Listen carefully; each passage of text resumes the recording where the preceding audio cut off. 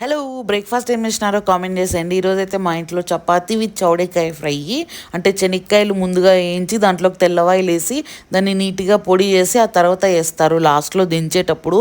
చాలా బాగుంటాయి ఇవి. గోరు చిక్కుడు అని, చౌడేకాయలని, మొట్టికాయలని చాలా రకాలుగా పిలుస్తారు. మాకైతే చిన్నప్పటి నుంచి చౌడేకాయలు అనేది అలవాటు. సో చాలా వరకు గోరు చిక్కుడు అంటారు కాబట్టి నేను కూడా అట్లనే పిలుస్తున్నాను.